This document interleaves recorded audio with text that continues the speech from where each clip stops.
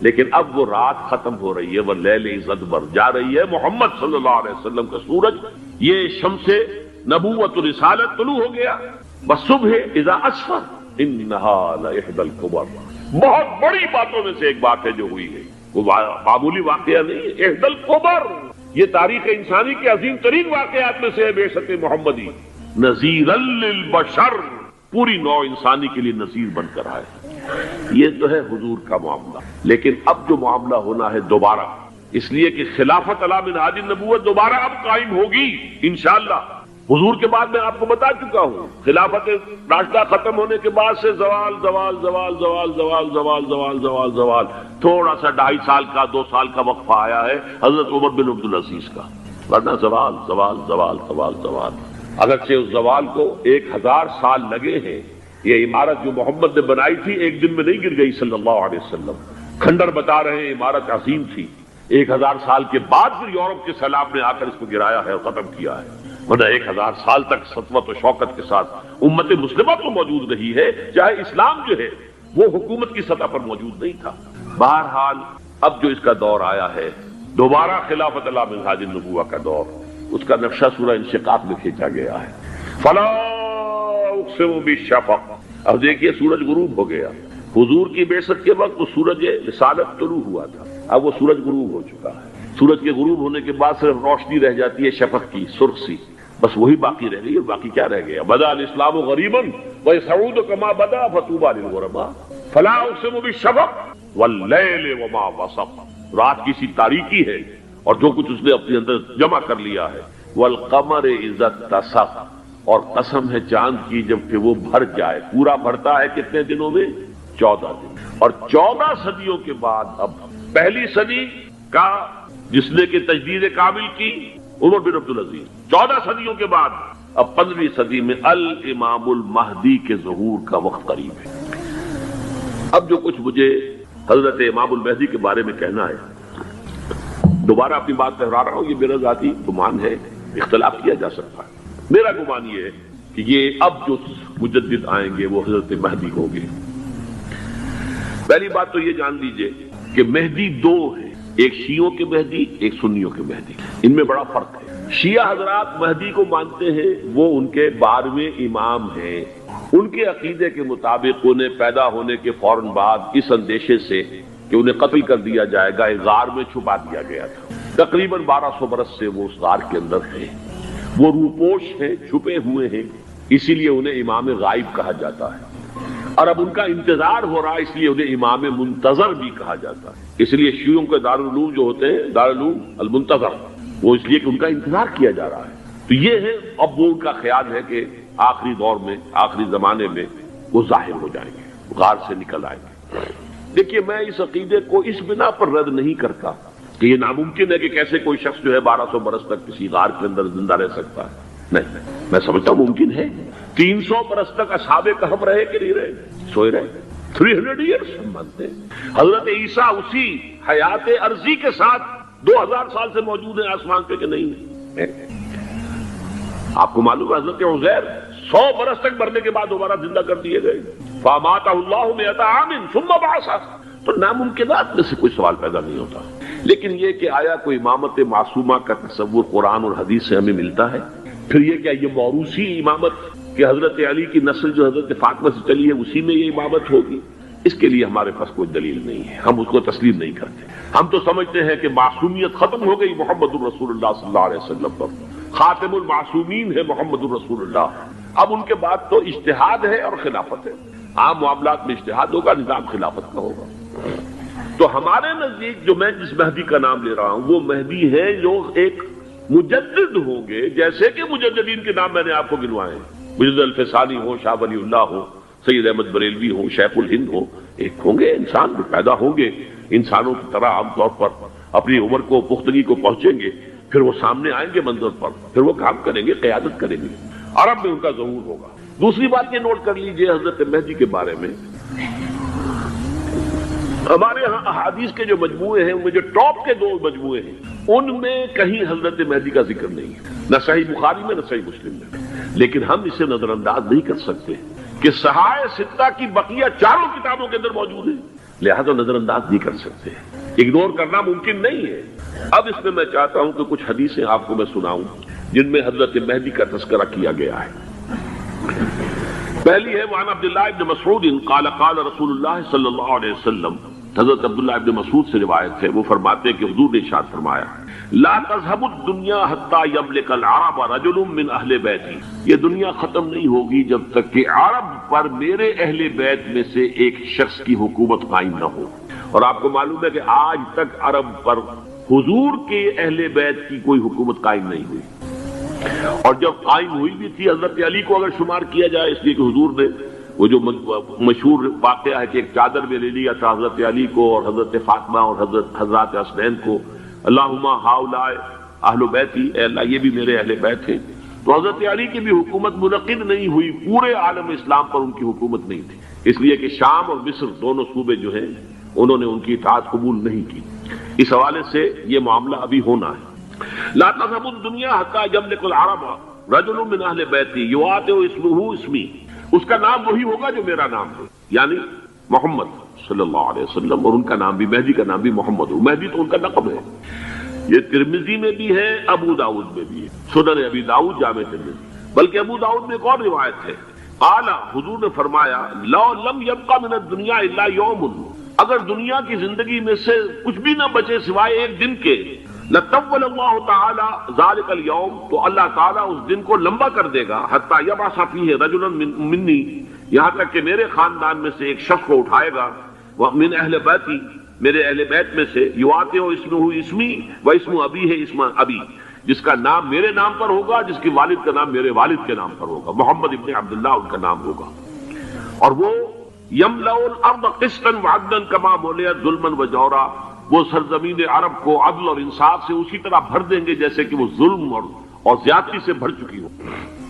دوسری روایت ہے حضرت ابو سعید خدری رضی اللہ تعالی عنہ سے، حضور نے فرمایا المہدی منی اجل الجبہۃ اقنى الانف یملأ الارض قسطا وعدلا کما ملئت ظلما وجورا یملک 7 سنین، رواہ داؤد، کہ مہدی مجھ میں سے ہوں گے بڑی روشن پیشانی والے اور بڑی کھڑی ناک والے، وہ زمین کو بھر دیں گے انصاف سے اور عدل سے جیسے کہ وہ ظلم سے بھری ہوئی ہوگی، اور وہ 7 برس تک حکومت کرے۔ عرب میں خالص خلافت علی منہاج النبوہ کا نظام حضرت مہدی کے ہاتھوں قائم ہوگا اور 7 برس تک قائم رہے گا عرب کے اندر، اس کا اگلا مرحلہ میں بعد میں بیان کروں گا۔ تیسری روایت، اور اس کو میں اس لیے خاص طور پر سنا رہا ہوں کہ اس میں وہی الفاظ آئے ہیں جو میں نے ابتدا میں حدیث آپ کو سنائی تھی، اس کے الفاظ ہیں۔ عن ابی سعید قال ذکر رسول اللہ صلی اللہ علیہ وسلم بلاء یصیب هذه الامہ حتی لا یجد الرجل ملجا یلجا الیہ من الظلم، حضور نے ذکر فرمایا کہ ایک دور ایسا آئے گا انتہائی ابتلا اور آزمائش اور مصائب کا کہ کسی شخص کو کوئی سر چھپانے کی جگہ نہیں ملے گی اس ظلم سے اپنے آپ کو بچانے کے لیے۔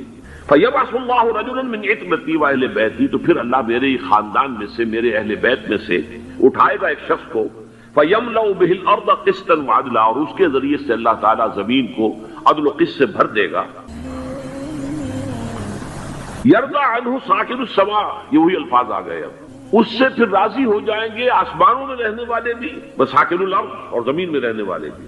لَا تَدَعُ السَّمَاءُ مِنْ قِطَرِهَا شَيْئًا إِلَّا صَبَّتْ، آسمان اپنا ایک قطرہ بھی نہیں روکے گا مگر یہ کہ اس کو زمین کے اوپر نثار کر دے گا، بارش کی شکل میں گرا دے گا۔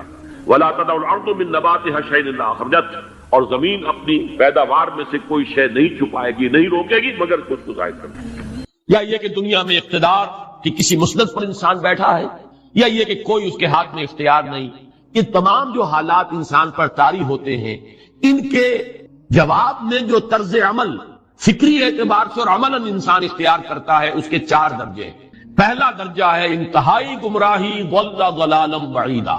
وہ کیا ہے؟ اگر عزت ہوئی، نعمتیں ملی، فلاں دیوی یا دیوتا کی نگاہ کرم ہے، اس کی کرپا سے یہ ہو گیا، اور اگر کوئی تکلیف آ گئی، مصیبت آ گئی، معلوم ہوتا ہے کہ فلاں دیوی یا دیوتا ہم سے ناراض ہو، یہ کالی دیوی کی طرف سے کوئی مصیبت آ گئی ہے، یا یہ کہ یہ لکشمی دیوی کی نگاہ کرم ہے کہ ہمیں دولت مل گئی ہے۔ یہ تو ہے شرک۔ شرک ہونے کے اعتبار سے یہ ہے ضل ضلالا بعیدا، انتہائی پستی۔ اس پستی سے اوپر آئیں گے تو توحید کی پہلی منزل ہے۔ عزت دی اللہ نے دی، اگر کوئی تنگی آ گئی، فقر، تکلیف، کوئی ذلت رسوائی، یہ بھی اللہ کی طرف سے۔ ایک اعتبار سے تو انسان ہدایت پر آ گیا، بڑی گہرائی تھی اس گندگی کی اور اس خباثت کی جو شرک جس کا نام ہے، اس سے انسان نکل آیا، نجاست سے۔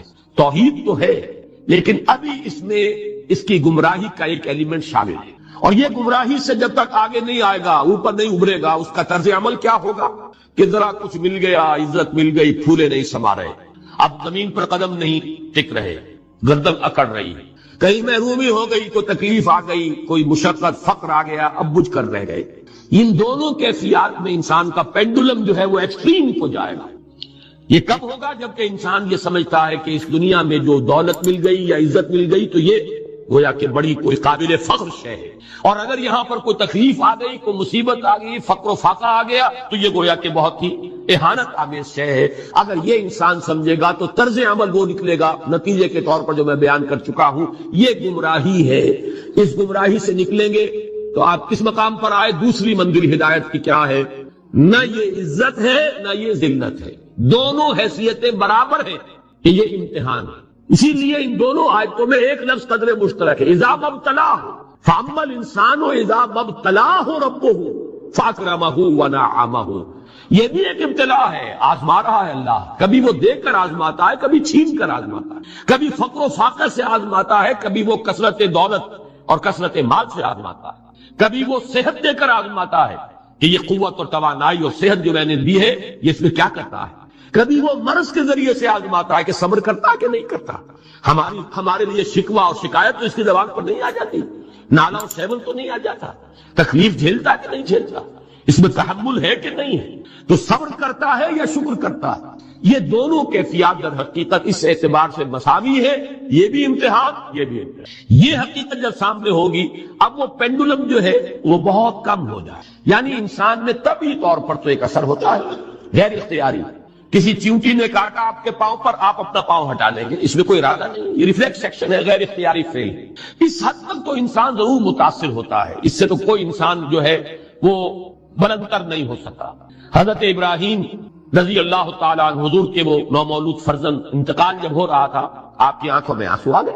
اب یہ طبعی اثر ہے، ایک فعل ہے، انفعالی کیفیت ہے جو بالکل طبعی ہے، لیکن یہ نہیں کہ اس کی وجہ سے انسان کی زبان پر کوئی شکوہ آ جائے، کوئی شکایت آ جائے، یہ نہیں ہوگا، یہ ایمان کے منافی ہے۔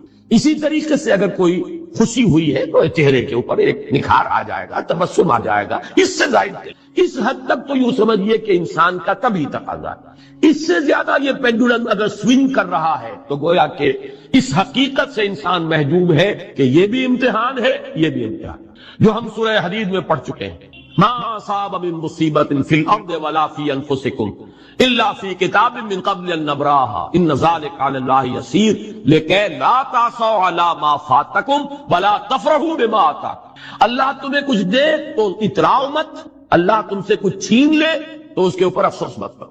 یہ نتیجہ ایمان کا نکلنا چاہیے۔ اگر تمہیں ایمان ہے اللہ پر، اگر تمہیں یقین ہے کہ جو کچھ ہوا ہے اللہ کے اذن کے بغیر نہیں ہوا، اگر تمہیں یقین ہے کہ اللہ نے جو میرے لیے طے کیا ہے اس میں میرے لیے خیر ہی ہے، چاہے فی الحال فی الوقت فوری طور پر مجھے ناگوار محسوس ہو رہی ہے بات، لیکن یقیناً میرے لیے اس میں خیر ہے میرے رب کی طرف سے، کہ ہر کے ساتھ یہ ماریخ عین الطاف است۔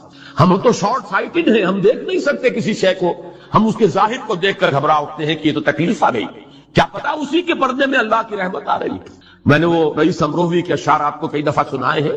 وہ وقت آیا کہ ہم کو قدرت ہماری سعی و عمل کا پھل دے، بتا رہی ہے یہ ظلمت شب کہ صبح نزدیک آ رہی ہے، ابھی ہے کچھ امتحان باقی، فلاکتوں کے نشان باقی، قدم نہ پیچھے ہٹے کہ قسمت ابھی ہمیں آزما رہی ہے۔ رئیس اہل نظر سے کہہ دو کہ آزمائش سے جی نہ ہارے، جسے سمجھتے ہو آزمائش وہی تو بگڑی بنا رہی ہے۔ اسی آزمائش سے تو بگڑی بنے گی، اسی سے تو تمہارا خیر جو ہے اجاگر ہوگا، سامنے آئے گا، پتہ چلے گا who's who, what is what۔ ابو بکر میں کتنا یقین اور ایمان تھا، یہ کیسے معلوم ہوگا؟ کیسے معلوم ہوگا کہ بلال میں کتنا سہار، کتنا تحمل تھا، کتنا صبر تھا، اگر وہ مصیبت ان پر نہ آتی کہ جو امیہ ابن خلف کے ہاتھوں ان پر قیامت ٹوٹ رہی تھی۔ تو یہ ساری چیزیں جو ہے ما اصاب من مصیبت فی الارض ولا فی انفسکم الا فی کتاب من قبل ان نبرأ ان ذلک علی اللہ یسیر لکی لا تعصوا علی ما فاتکم ولا تفرحوا بما آتاکم واللہ لا یحب کل مختال فخور۔ اگر اس حقیقت سے محجوب ہو جاؤ گے تو پھر اختیال اور فخر اور گھمنڈ پیدا ہو جائے گا تمہارے اندر، یا دوسری طرف مایوسی، کمر ہمت ٹوٹ کر رہ جائے گی، خودکشی کرنے کو انسان آمادہ ہو جاتا ہے، ذرا کوئی ناکامی دنیا میں آ گئی، کوئی تکلیف آ گئی۔ یہ ہے در حقیقت تیسری منزل، ہدایت کی دوسری سیڑھی۔ پہلا کیا تھا؟ نہاد ضل ضلالا بعیدا، کوئی خیر مل گیا تو کسی دیوی کی نگاہ کرم، کوئی تکلیف آ گئی تو کسی دیوتا کی ناراضگی، یہ تو ہے ضل ضلالا بعیدا۔ اس سے اوپر آئے، یہ پہلی سیڑھی ہدایت کی ہے۔ عزت ہے تو اللہ کی طرف سے، اور اگر کوئی ذلت ہے، تنگی ہے تو اللہ کی طرف سے۔ یہ ہدایت کا آغاز ہو گیا، یہ توحید کی بنیادی منزل۔ اس سے اگلی منزل، یہاں کی ذلت ذلت نہیں، یہاں کی عزت عزت نہیں۔ ذالک یوم التغابن، ہار اور جیت کے فیصلے کا دن تو قیامت کا دن ہے۔ وہاں معلوم ہوگا جس کو اس روز عزت ملی وہ عزت والا ہے، جو اس روز ذلیل ہو گیا وہ ذلت والا ہے۔ یہ تو امتحان ہے، دارالامتحان ہے۔ خلق الموت والحیات لیبلوکم ایکم احسن عملا، یہ تو دارالامتحان ہے۔ امتحان ہونے کے ناطے دونوں برابر ہیں۔ اس سے اوپر ہے ایک چوتھی منزل، ہدایت کی تیسری منزل۔ وہ کیا ہے؟ عام طور پر انسان یہ سمجھتا ہے کہ یہ جو آزمائش ہے تنگی کی اور فقر و فاقہ کی، یہ سختر آزمائش ہے، اور نعمتوں کی بارش ہو تو یہ آسان آزمائش۔ یہ بھی ابھی گمراہی کا ایک پرت جو ہے اس کی باقی ہے۔ ابھی ہدایت کا جو کامل جو ہوگا انکشاف، وہ کب ہوگا؟ جب انسان اس حقیقت کو جان لے کہ جہاں وسعت ہو، دس از دی رے آف ہوپ۔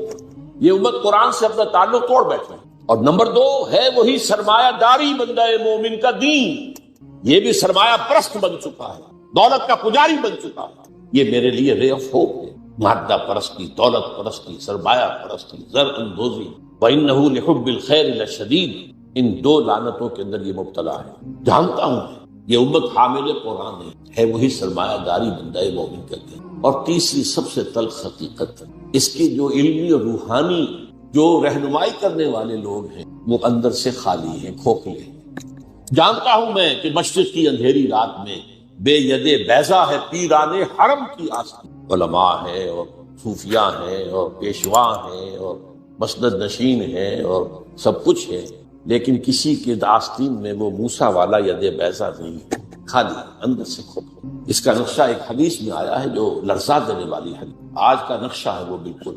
حضور نے فرمایا یوشک ان یاتی علی الناس زمان، مجھے اندیشہ ہے لوگوں پر ایک زمانہ ایسا آ جائے گا، ذرا گنتی کی کیسا ہوگا، لا یبقى من الاسلام الا اسمہ، اسلام میں سے اس کے نام کے سوا کچھ نہیں۔ کہاں ہے اسلام دنیا میں؟ دکھاؤ، اجتماعی سطح پر دکھاؤ کہاں ہے۔ بھلا یبقى من القرآن الا رسمہ، اور قرآن میں سے سوائے اس کے رسم الخط کے کچھ نہیں بچے۔ معنی کہاں ہے قرآن کی؟ ہو رہی ہے اس کی طرف پیش قدمی ہو رہی ہے تدریجاً، لیکن یہ اس حدیث پہ جو ہے موقف سامنے ہے۔ مساجدہم عامرۃ، ان کی مسجدیں آباد تو بہت ہوں گی، بڑی بڑی مسجدیں، شاندار مسجدیں، عالیشان مسجدیں، بھری ہوئی بھرپور، جمعے کے اندر عیدین کا اجتماع۔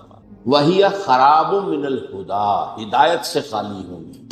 ایک رسم پرستی ہو رہی ہوگی، ایک ریچولیزم ہو رہی ہوگی، رہ گئی رسم اذاں روح بلالی نہ رہی، رہ گئے فلسفہ، رہ گیا تلقین غزالی نہ رہی۔ اور آخری بات، علماءہم شر من تحت عدیم السماء، ان کے علماء آسمان کی چھت کے نیچے کی بدترین مخلوق ہوں گے۔ من عندہم تخرج الفتنۃ وفیہم تعود، ان کے اندر سے فتنے برآمد ہوتے رہیں گے، فلاں کافر، فلاں یہ، فلاں وہ، اور فتنے ان کے اندر ہی جو ہے داخل ہوتے رہیں گے دوبارہ۔ یہ حدیث ہے۔ بہرحال یہ صورت تو ہے، لیکن ابلیس عجیب بات کہتا ہے، وہ میں چاہتا ہوں سمجھ لیں، وہ فلسفے کا بڑا ایک گہرا مسئلہ اصل حاصل کے تقاضاؤں سے ہے، لیکن یہ خوف ہو نہ جائے آشکارا شرع پیغمبر کہیں۔ مجھے مسلمانوں سے اتنا خوف نہیں ہے کہ یہ دوبارہ شرع پیغمبر کو لے آئیں گے، اصل حاضر کے تقاضاؤں سے خوف ہے۔ یہ کیا بات ہے؟ آپ نے کبھی سوچا بھی نہ ہوگا شاید۔ دیکھیے یہ ایک فلسفہ ہے، ہیگل کا ہے، پھر اسی پر مارکس کا فلسفہ آیا ہے، میٹیریلزم، ڈائلیکٹیکل میٹری۔ وہ فلسفہ کیا ہے؟ دنیا میں ایک سلسلہ چل رہا ہے، تصادم اور ارتقاء۔ ایک نظریہ سامنے آیا، اسے انسان نے ٹرائی کیا، اس کی خرابیاں ظاہر ہوئیں، تو اسی کی کوکھ سے اس کا ایک اینٹی تھیسس وجود میں آ گیا۔ اب دونوں میں ٹکراؤ ہوا، ان دونوں کے ٹکراؤ سے ایک نئی چیز، تیسری چیز ڈیولپ ہو گئی جو پہلے سے بہرحال بہتر ہوئی۔ اب جو یہ نئی چیز بنی یہ خود تھیسس بن جاتا ہے، کیونکہ یہ بھی آسمانی ہدایت پر مبنی نہیں ہے، اندھے بہرے مادے کا سفر ہے جو جاری ہے، مکمل تو نہیں ہوتا، حق کامل تو نہیں ہوتا، اس میں جو ڈیفیشنسی ہے وہ پھر اپنا ایک ری ایکشن پیدا کرتی ہے، پھر وہ تھیسس پھر اینٹی تھیسس کو جنم دیتا ہے، پھر ان میں ٹکراؤ ہوتا ہے، پھر آگے بڑھتا ہے قدم۔ یہ ہے جس کو کہتے ہیں ڈائلیکٹک ایونٹ۔ یہ تاریخ چل رہی ہے، اس اعتبار سے اس میں کوئی شک نہیں کہ جہاں ایک طرف وہ خیر و شر کا معاملہ چل رہا ہے، وہیں پر بھی اسی پروسیس کے دوران یہ جو ایک ڈائلیکٹیکل پروسیس ہے یہ بھی آگے بڑھ رہا ہے۔ نوع انسانی بحیثیت مجموعی شر سے خیر کی طرف آ رہی ہے۔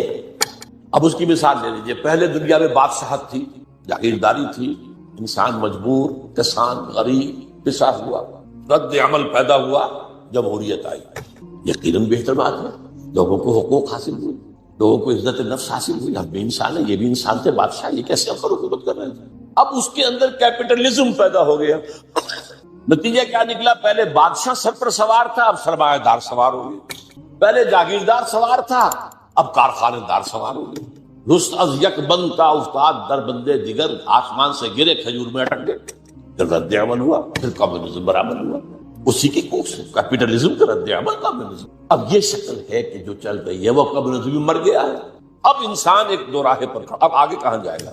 یہ ڈائلیکٹیکل پروسیس کہاں جائے گا؟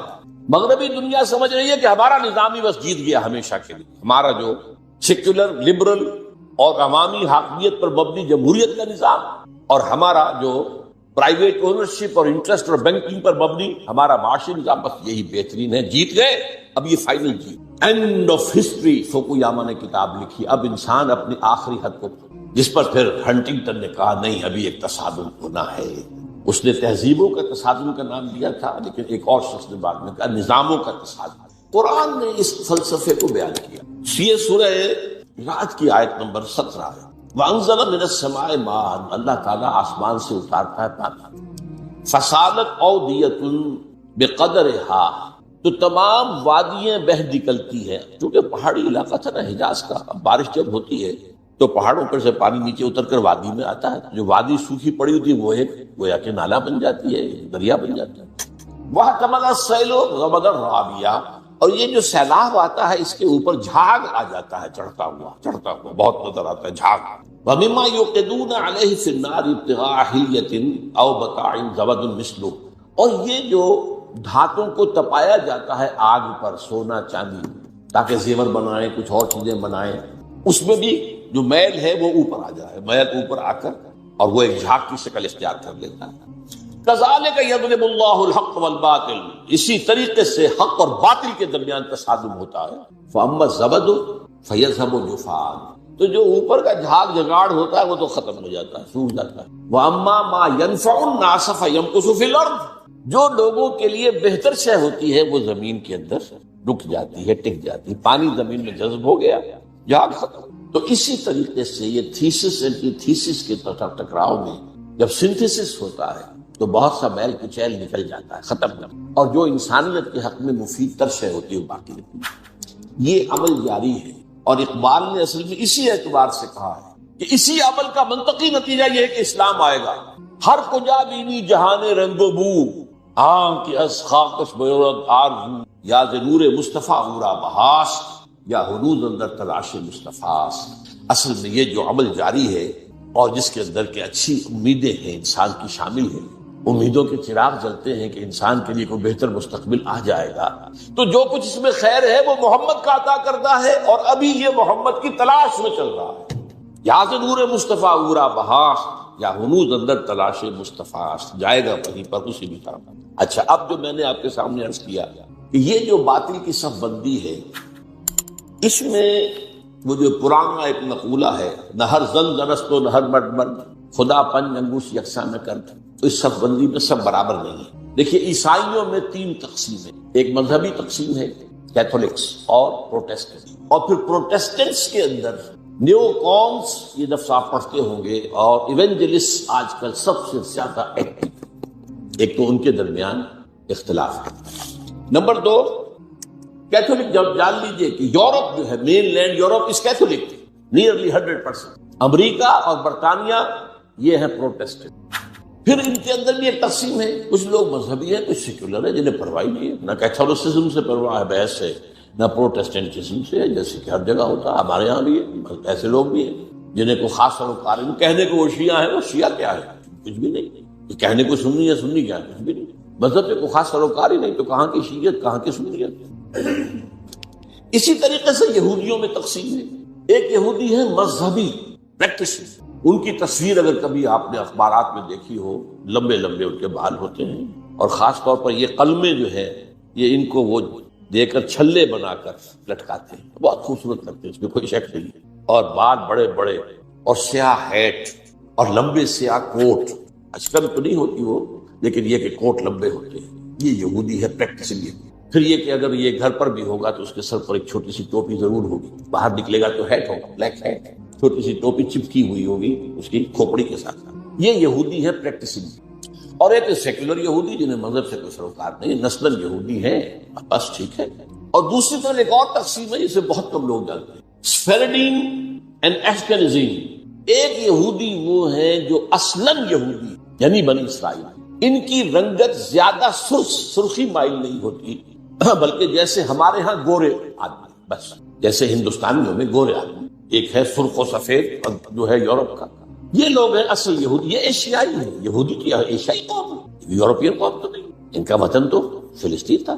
ایک ہے یہ سرخ، پنگاروں کے طریقے سے سرخ، یہ اصل میں یہودی نسل سے نہیں، یہ اصل میں 7ویں صدی عیسوی میں ایک خاص حکومت تھی جو کہ آج کل کے بحیرہ کیسپیئن کے قریب تھی، ہاجر ایک قوم تھی، اس پر دباؤ پڑ رہا تھا، ایک طرف عیسائیوں کی طرف سے کہ عیسائی ہو جاؤ، ایک طرف مسلمانوں کی طرف سے کہ مسلمان ہو جاؤ، اور وہ بادشاہ رہنا چاہتا تھا نیوٹرل۔ وہ جو دو چکی کے دو پارٹوں میں آ گیا تو اس نے ایک فیصلہ کیا، اس نے کچھ عیسائی علماء کو بلایا، کچھ یہودی علماء کو بلایا، اپنے ہاں مناظرہ کرایا۔ اچھا، مناظرے میں بھی کوئی خاص فیصلہ کوئی بات نہیں ہو سکی، اب اس نے علیحدگی میں بلایا عیسائیوں کو، تمہارے نزدیک عیسائی بہتر ہیں یا یہودی بہتر ہیں؟ مسلمان بہتر ہیں یا یہودی بہتر ہیں؟ ان کا یہودی مسلمانوں کو بلایا، تمہارے نزدیک عیسائی بہتر ہیں یا یہودی؟ اور یہودی، ان کا ٹھیک ہے، یہودیت مطلب کامن فیکٹر ہو گیا۔ عیسائیت تو بدترین شرک میں چلی گئی، خدا کا بیٹا بنا دیا۔ یہودیت بہرحال موحد ہے، عیسائیت میں شریعت ختم ہو چکی ہے، یہود کے ہاں تو شریعت موسیٰ باقی ہے، تو مسلمانوں کو تو یہی کہنا تھا کہ عیسائیوں کے مقابلے میں تو یہودی بہتر ہے۔ اور اس وقت تک ابھی ان کی وہ دشمنی اس طریقے سے سامنے آئی بھی نہیں تھی، شیطان کی ایجنٹی ابھی شروع ہوئی بھی نہیں۔ تو اسی طریقے سے اب عیسائی اولڈ ٹیسٹمنٹ کو مانتے ہیں، وہ تو ساری یہودی ہے، حضور تو بعد میں آئے ہیں، قرآن مجید سے تو واقف ہی نہیں۔ تو انہوں نے کہا یہودی، انہوں نے کہا یہ، اس نے یہودیت اختیار کر۔ یہ قوم ہے جو اس وقت زیادہ چھائی ہوئی ہے، اور یہ بنیادی طور پر سیکولر ہے، اور اسی میں صہیونی تحریک جو ہے، صہیونی زائنسٹ موومنٹ، اس کی they are not really بنی اسرائیل، they are not the progeny of Jacob علیہ السلام، حضرت یعقوب کی نسل سے نہیں، یہ ترک نسل ہے۔ یہ یوں سمجھیے کہ یاجوج ماجوج کی جو نسلیں ہیں ان میں سے ایک نسل ہے، اور یہ جو ہے وہ جو سرخ و سفید رنگت کے لوگ ہوتے ہیں یہ ان میں سے۔ اب آئیے آگے، یہ جو گٹھ جوڑ ہے اس کے اہداف کیا ہیں؟ what do they want؟ Number 1، عالم اسلام کے وسائل پر قبضہ، خاص طور پر تیل۔ اس وقت دنیا کے اندر کرائسس آنے والا ہے تیل کے شدید، اور تیل جس طریقے سے ان صنعتی ممالک کے لیے ایک ناگزیر شے بن گئی ہے، جیسے ہم ہوا کے بغیر نہیں جی سکتے، وہ تیل کے بغیر نہیں جی سکتے، تو انہیں تو چاہیے۔ عراق کا جو قبضہ ہے تیل کا پیش نظر تھا، اور افغانستان میں بھی ان کے پیش نظر یہ تھا کہ افغانستان کے راستے سے سینٹرل ایشیا کے جو تیل اور گیس کے ذخائر ہیں ان کو کھینچ۔ تو پہلی بات تو ہے یہ وسائل، عالم اسلام کے وسائل پر قبضہ۔ نمبر 2، عالمی مالیاتی استعمار، پوری دنیا میں ایک امپیریلزم، نیا امپیریلزم، لیکن وہ امپیریلزم جو ہے کولونائزیشن کی شکل میں نہیں ہے، اس شکل میں نہیں کہ انگریز آیا اور ہندوستان کو اس نے غلام بنا لیا، کوئی گیا اور کسی نے لیبیا کو غلام بنا لیا، کسی نے موراکو کو غلام بنا لیا، کسی نے انڈونیشیا کو، نہیں، غلام بنانے کی ضرورت ہی نہیں ہے۔ آپ غلام بنائیں گے، وہ آپ کو ماریں گے، آپ ان کو ماریں گے، فائدہ کیا ہے؟ ایسا مالیاتی نظام بناؤ کہ یہ سب بن جائیں حیوان بن کر کام کریں، مشقت کریں، اس مشقت سے جو حاصل ہو اس کو ہم اپنے بینکنگ کے نظام کے ذریعے سے اس کی کریم کھینچ لیں، تلچھٹ چھوڑ دیں۔ آخر انہیں بھی تو سسٹین تو کرنا ہے نا، وہ ختم ہو جائیں گے تو پھر آگے محنت کون کرے گا؟ تانگے والا جو ہے شام کو گھوڑے کو چارہ نہیں ڈالے گا، اگر کوئی چنا ونا نہیں دال وال نہیں دے گا تو اگلے کیسے پیو جو لہٰذا وہ ان کو چھوڑ دو، کریم کھینچ دو۔ تو تمہیں آم کھانے سے غرض ہے کہ پیڑ گرنے سے؟ یہ ہے عالمی مالیاتی، اس کا بھی سربراہ امام امریکہ ہے، اور اس سے بھی اوپر ٹاپ پر اصل میں یہودی بینکرز، بینکوں کا نظام انہوں نے ایجاد کیا۔ یہ اس پروسیس کا حصہ ہے جو میں نے کہا تھا، انہوں نے جو ریگین کی اپنی پوزیشن عیسائیوں کے مقابلے میں۔ تو بینکنگ کا نظام، این بنوک، این فکر چالاک یہود، نور حق السینہ آدم ربود، اس بینکوں کے نظام نے انسان کے اندر سے جو نور حق ہے، وہ جو روح ربانی ہے، اسے کھینچ لیا، سب کر دیا۔ تا کہو بالا نہ گرد دی نظام، دانش و تہذیب و دی سودائے خام۔ جب تک یہ نظام کہو بالا نہیں ہوگا، کہاں کی دانش، کہاں کی تہذیب، کہاں کا مذہب، کہاں کا دین، یہ سب نام ہے جرے قل ہی الا اسماء سمن ہی الا اسماء سمیتم۔ تو دوسری بات یہ ہوگی۔ تیسری بات ہے وہ اپنی تہذیب کا تحفظ کرتا، اپنی تہذیب اور تمدن دونوں۔ یہ جو اقبال نے لفظ استعمال کیا ہے تہذیب نے، پھر اپنے درندوں کو، میں حیران ہوتا ہوں اس شخص کے بارے میں، وہ الفاظ جو آج بش کہہ رہا، اور سویلائزیشن، ہمیں خطرہ، ہماری تہذیب کو خطرہ، یہ سارے کے سارے تل گئے ہماری تہذیب کو ختم کرنے۔ اور بیل ہی یہی الفاظ استعمال کیے تھے اپنے وقت کے فرعون اعظم نے، مصر کا فرعون، ان ہاذان لساحران یریدان ان یخرجاکم من ارضکم بسحرہما ویذھبا بطریقتکم المثلی۔ یہ جو موسیٰ اور ہارون آ گئے نا، یہ دو جادوگر ہیں، یہ چاہتے ہیں اپنے جادو کے بل پر تمہیں اپنے ملک سے بے دخل کر دیں اور تمہاری مثالی تہذیب کو ختم کر دیں۔ وَيَذْهَبَا بِطَرِيقَتِكُمُ الْمُثْلَىٰ۔ آج در حقیقت وہ چاہتے ہیں کہ اپنی اس تہذیب اور تمدن کا اور اپنے نظام کا، خاص طور پر مالیاتی نظام، وہ سارا معاملہ جو مالیاتی استحصال کا ہے وہ تو اسی پر تو مبنی ہے، مالیاتی نظام ختم تو ختم۔ اور وہ اسی لیے عالم اسلام پر اس نظام کو، تہذیب جمع تمدن، اس کو ٹھوسنا چاہتے ہیں بزور طاقت۔ اس کے لیے ڈالر بھی خرچ کر رہے ہیں، ارب ہا ارب، خرب ہا خرب۔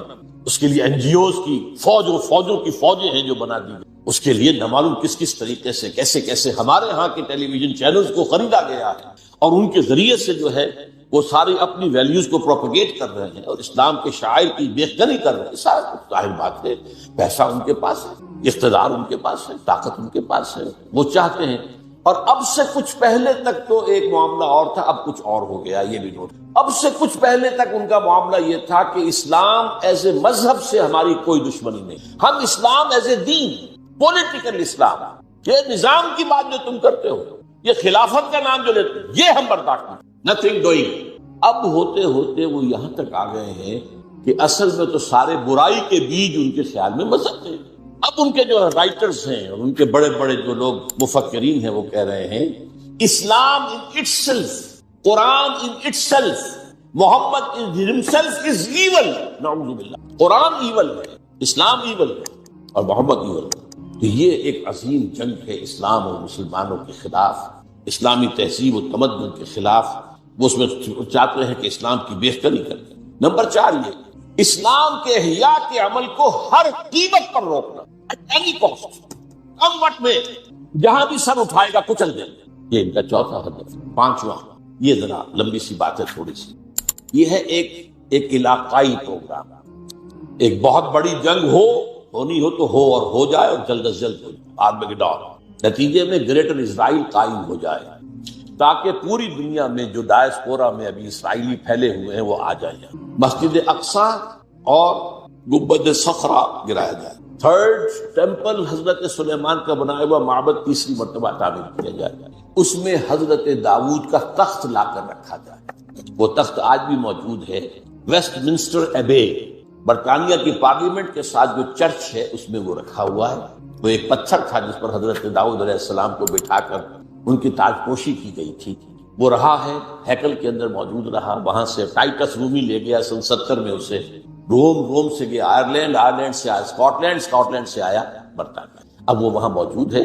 اور برطانیہ میں بادشاہ ملکہ کی کورونیشن جو ہوتی ہے اسی پتھر پر بٹھا کر ہوتی ہے۔ جب وہ آ جائے گا تو یہ چیزیں تو مشترک ہیں ان کے درمیان، آرمیگیڈون، گریٹر اسرائیل، تمام دنیا سے اسرائیلیوں کو لا کے آباد کر دینا، اور ٹیمپل آف دی ماؤنٹ کی تعمیر اور اس کے لیے مسجد اقصی اور گنبد صخرہ کو گرا دینا اور تھرون آف ڈیوڈ لا کر دینا. اس کے بعد عیسائیوں کے نزدیک حضرت مسیح نازل ہوں گے اور اس تخت پر بیٹھ کر دنیا پر حکومت کریں گے. یہاں ہمارا ان کا عقیدہ کچھ آ کر مل جاتا ہے. اور اس یہودیوں کے نزدیک ان کا جو مسیحا جس کے وہ منتظر ہیں وہ آئے گا جس کو ہم کہیں گے دجال، المسیح الدجال، ان کا مسیحا جھوٹا تھا، وہ آ کر بیٹھے گا اور وہ دنیا پر حکومت کرے گا. یہ ہیں ان کے اہداف. اب دیکھیے میں تھوڑی تھوڑی تقسیم آپ کو بتا دوں. اس کے بعد کیتھولک یہ چاہتے ہیں کہ فلسطین میں ایک کیتھولک ریاست قائم ہے. یہاں فرق ہے.